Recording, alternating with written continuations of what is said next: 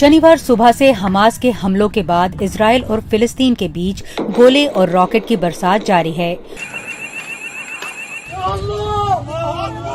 दोनों तरफ के हजारों लोग मारे जा चुके हैं। हमास के इस हमले की सारी दुनिया के सहित भारत ने तीखी आलोचना की है, लेकिन असली सवाल ये है कि अगर ये लड़ाई लंबी चली, जिसके काफी आसार हैं, तो भारत क्या करेगा। फिलिस्तीन के साथ भारत का ऐतिहासिक रिश्ता है। इजरायल के साथ कूटनीतिक संबंध बाद में स्थापित हुए, लेकिन बेहद मजबूत हैं। मध्य पूर्व के देशों के साथ भी भारत के अच्छे रिश्ते हैं, जबकि इजरायल संकट मध्य पूर्व में आने वाले दिनों में लेबनान, ईरान सहित कुछ और देशों को चपेट में ले सकता है। ऐसे में भारत के सामने एक संतुलित नीति बनाए रखने की चुनौती होगी। इस चुनौती को अमेरिका और चीन के संदर्भ में भी देखना होगा।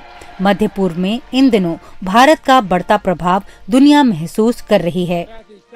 भारत के संबंध मिडिल ईस्ट में सभी के साथ बहुत अच्छे रहे।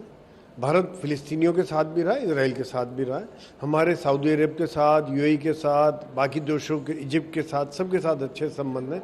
परंतु जिस प्रकार से हमला किया गया है, सिविल इलाकों पर हमला किया गया, और हमास एक मिलिटेंट ऑर्गेनाइजेशन है, हिजबुल्लाह मिलिटेंट ऑर्गेनाइजेशन है, तो भारत हमेशा आतंक के विरोधी रहा है। भारत ने कभी भी आतंक का साथ नहीं दिया। ये एक बार नहीं, अनेकों बार भारत ने इस बात की अपना हर जो प्लेटफॉर्म पर भारत ने इस बात को रखा है कि हम आतंक के खिलाफ हैं। तो यहाँ पर इसीलिए भारत ने कड़ा विरोध किया और भारत ने अब बयान दिया कि इस कठिन घड़ी में हम इजराइल के साथ हैं, और जिसका कि इजराइल ने भी धन्यवाद किया है कि ये वाकई में अच्छी बात है कि आप हमारे साथ हैं। अमेरिका का भी ये स्टैंड है, और देखा जाए तो ब्रिटेन भी आज इजराइल के साथ है। लेकिन भारत की चुनौती सिर्फ कूटनीतिक संतुलन बनाने की नहीं, अपने आर्थिक हितों को बचाए रखने की भी है। जंग शुरू होते ही कच्चा तेल $3 प्रति बैरल महंगा हो चुका है। पिछले कुछ महीनों से नरम चल रहा सराफा बाजार बेशक उछला है, जबकि डॉलर भी 83 पार कर चुका है। इस युद्ध का असर सप्लाई चेन पर भी पड़ने का अंदेशा है।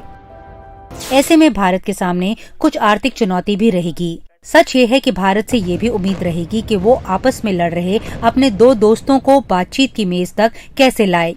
ऐसे मामले में जो आपस में दुश्मन हैं, वो भारत के दोस्त हैं। इसलिए उम्मीद और जिम्मेदारी दोनों बड़ी है। नई दिल्ली से नीता शर्मा, NDTV इंडिया के लिए।